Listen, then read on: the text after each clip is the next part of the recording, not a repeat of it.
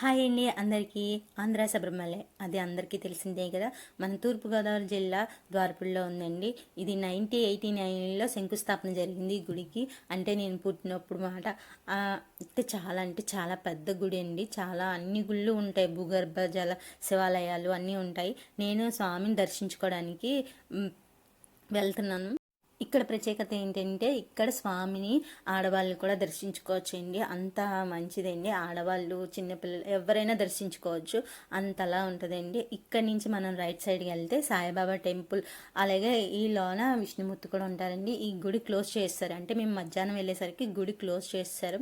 ఇంకెప్పుడైనా నేను వెళ్ళినప్పుడు మాత్రం పూర్తిగా వీడియో తీస్తూ ఎక్స్ప్లెయిన్ చేస్తూ నేను వీడియో తీస్తానండి. చాలా అంటే చాలా పెద్దదండి. అట్నుంచి మనం కొంచెం ఎదరికెళ్తే నంది చూసారా ఎంత పెద్దది ఉందో. చాలా అంటే చాలా పెద్ద నంది అండి. అక్కడి నుంచి మనం కిందకి దిగితే కాళికామాత గుడి, అలాగే నాగదేవతల గుడి అన్నీ ఉన్నాయండి. ఇక్కడ నేను కాళికామాతను చూస్తుంటే ఒక్కసారిగా నాకు భయం వేసింది.